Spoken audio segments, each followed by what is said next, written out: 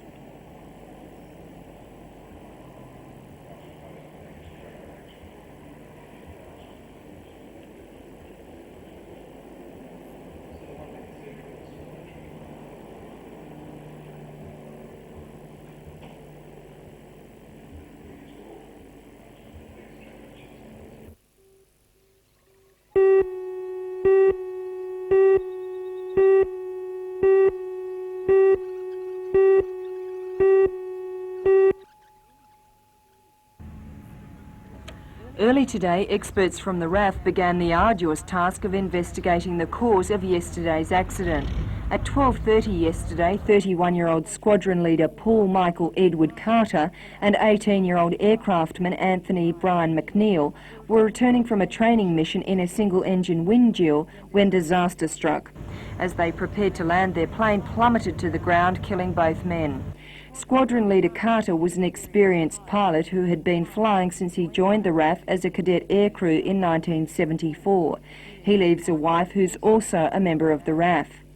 Anthony McNeil originally came from Queensland and only joined the RAF in March last year. He was posted to Williamtown as an air safety equipment officer. A RAF spokesman said funerals for the two men were unlikely to be held until early next week. Anthony McNeil's body may be flown to Mackay, where his parents live. It's believed a service for squadron leader Carter will be held in the local area.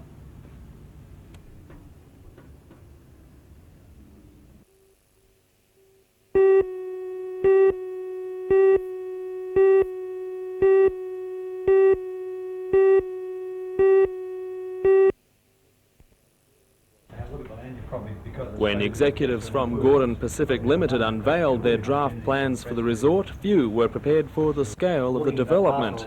Rezoning involves a three-stage conversion of a 700-hectare headland into the biggest resort of its kind in Australia.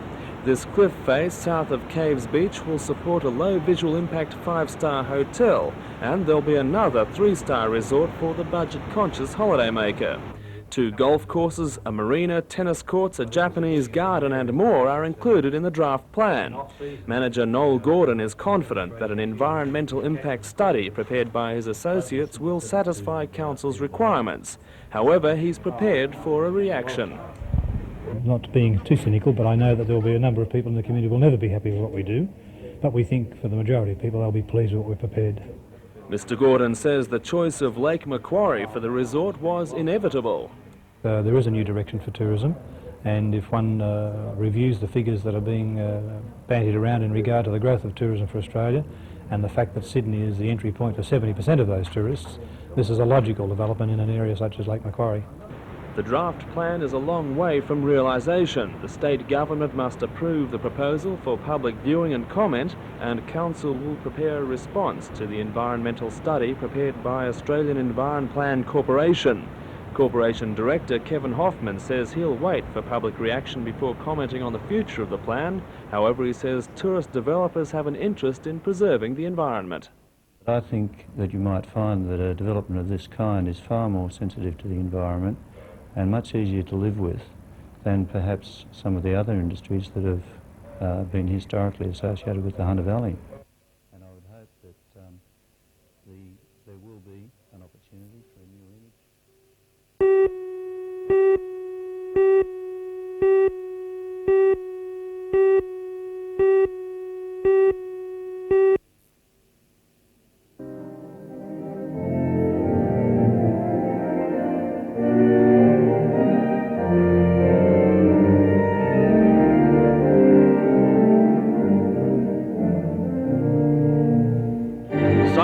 Is one of a handful of people who make their living playing organs around the world.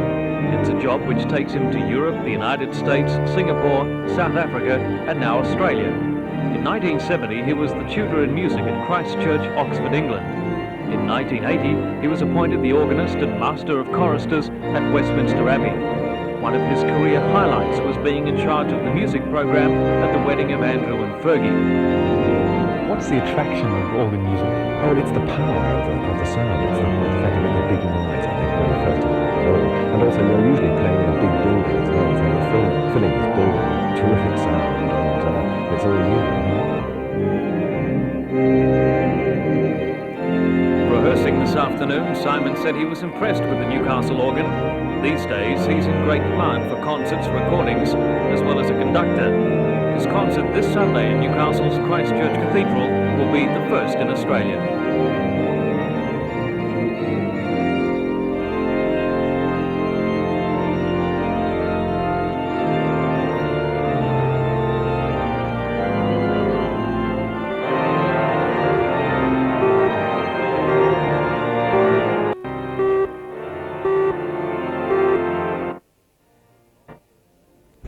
Prison officers say the Corrective Services Department plans to turn 20 single officers' quarters into prison cells. Already a wire mesh fence is being built around the block. The officers say the quarters are vital because they guarantee a strong presence on the prison grounds in the event of a disturbance, as well as cutting time for routine shift changes. The officers say it's particularly ironic that the proposal comes at a time when prison officers' conditions are the subject of a departmental review. It's believed the only alternative accommodation proposed by the department so far is a 3-bedroom house in neighbouring Kersley. The Prison Officers Association has already taken the matter to the Industrial Commission, and talks are scheduled in Sydney for tomorrow. Further talks are planned next week if the dispute isn't resolved by then.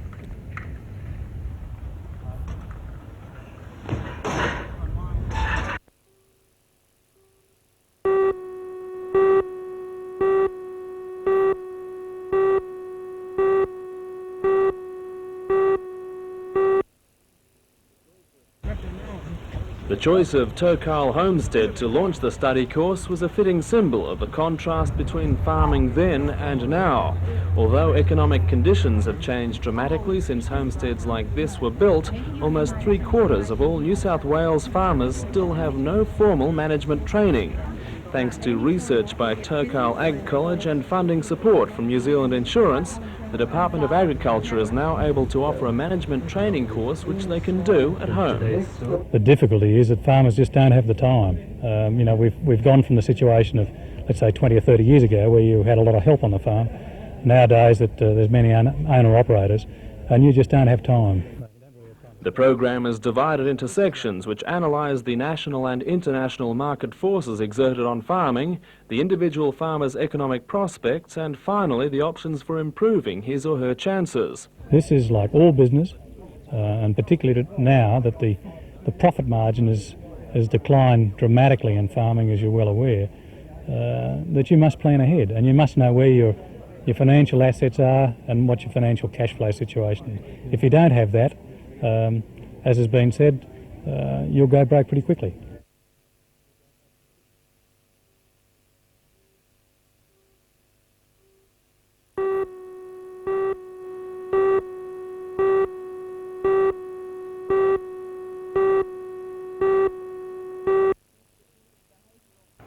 Institute of Behavioural Sciences Director Dr. Don Parks invented the Touch and Hear tactile audio graphics tool.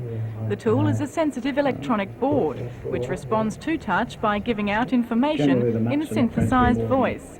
Information varies according to the type of graphic placed on the board. For example, visually impaired adults could be helped to learn their way around Melbourne by using this embossed map with Braille coding. This is Melbourne, capital city of Victoria. Australia rules football and fosters beer. The population is nearly 3 million people. Visually impaired children could also use the Touch and Hear system as a learning tool. Dr. Parks believes his invention is the first of its type in the world, as it features both embossed graphics and sound. He says more money is needed to develop the project to pre-production prototype stage. In the meantime, he'll take a video showing the system to a conference in London within a fortnight. There, he hopes it will achieve international recognition. I don't know how many people in the world are blind or who are suffering from severe vision impairment, but there are certainly millions. If all of them could use our device well, the potential would obviously be enormous.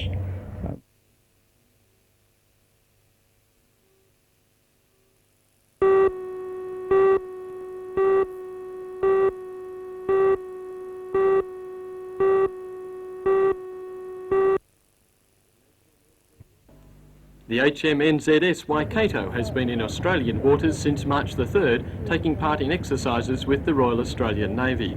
The exercises last 2 months with few breaks for the crews. This weekend is an exception, and the crew of the Waikato elected to travel to Newcastle rather than stay in Sydney for their 2-day shore leave. The Waikato is one of 4 frigates owned by New Zealand, the largest warships in its navy. It has a displacement of 2,950 tonnes and a length of 114 metres. Twin steam turbines provide a maximum speed of 30 knots, and she holds a crew of 250. Designed primarily for anti-submarine warfare, the Waikato's armaments consist of twin 115mm guns, a Seacat guided missile system, and 6 torpedo tubes. Like all New Zealand frigates, she also carries a Wasp helicopter capable of dropping torpedoes or depth charges, and designed to fold its tailplane and rotor for easy stowage. The ship was commissioned in 1965, but has recently undergone a comprehensive refit and update. Despite its age, Commander Bruce Nofke says the Waikato still performs well. It's a very, very capable ship. It's a very good design and has lasted extremely well. We expect to use these ships until the turn of the century. What are some of the best points of the design? Seakeeping, its strength, speed, manoeuvrability, and habitability. The Waikato will be open to the public between 1 and 4 on Sunday.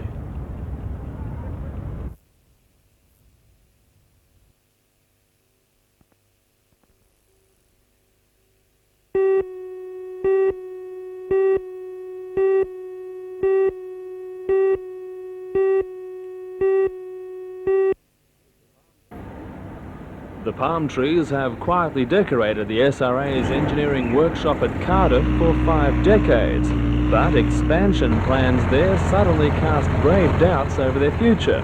Thanks to an agreement between the SRA and Newcastle City Council, the palms are now going to a new home.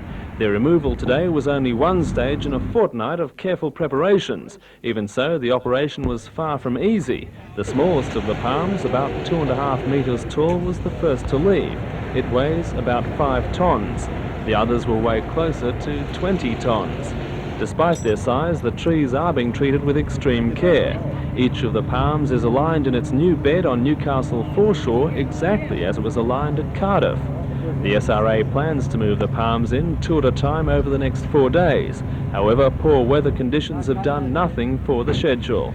But once they are in place, the palms will transform the foreshore, adding an exotic touch to an increasingly eye-catching landscape.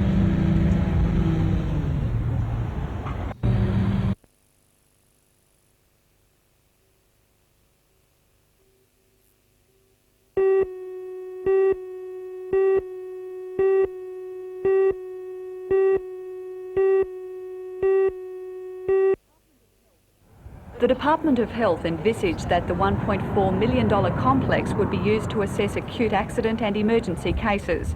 In line with other community hospitals such as Bulahdelah, Murrurundi and Denman, the department offered the 10 GPs in the Nelson Bay area payment on a fee-for-service basis to man the clinic. A doctor working 5 to 6 hours a week at the clinic would earn from $12,000 to $15,000 a year. The doctors, however, sought to be paid on a sessional basis, a scale that would earn them about twice as much money. Negotiations broke down completely amidst confusion over the doctor's offer to man the clinic for free while the dispute was settled. On Saturday, however, the deadlock was broken and discussions are now once again taking place. The Regional Director of Health, David Howlett, says the parties concerned will meet at 6 o'clock on Wednesday. If the department agrees to a remuneration package for the doctors out of step with the rest of non-metropolitan New South Wales, the ramifications are obvious. The AMA would push for the higher payment at every country hospital and the state government would be out of pocket $25 million. Even so, this option isn't being ruled out. The dispute couldn't be better timed. The new Liberal government is busy wooing the medical profession, eager to appease disgruntled doctors in a bid to improve the state health system. Late this afternoon, the Regional Director of Health, David Howlett, said anything is possible as long as goodwill exists on both sides. It's also understood remuneration isn't the only issue at stake. The doctors are concerned the polyclinic could compete with their own practices, a matter the department is in a position to deal with far more easily than the sensitive issue of money.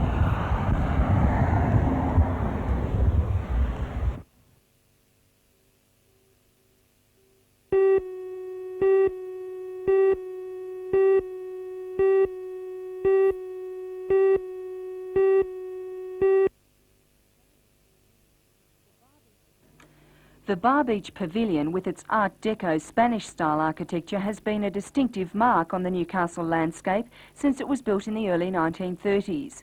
But in recent years, it's begun to look shabby and in need of desperate refurbishment. Last year, Council called for tenders to refurbish the building, but none were considered suitable.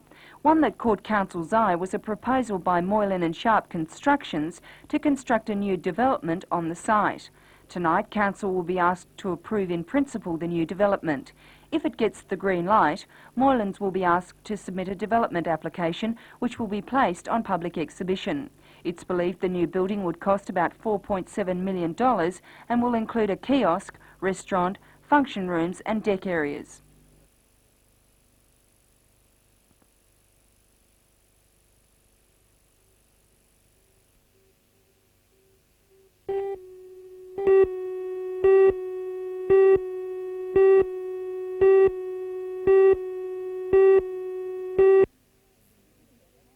In Sydney, a Canley Vale couple watched helplessly as part of their home collapsed into a creek bed. In the Maitland region, swamps and floodplains are full. Many farmers have reported the loss of crops, while stock spent the day wading through water-drenched paddocks. While the worst is over for the Hunter and southeast Queensland, the north of the state is expecting rain for at least the next 2 days. In Woodburn and Lismore, sandbags are being used to keep floodwaters at bay. Helicopters are on standby in Lismore to assist in medical evacuations or other emergencies.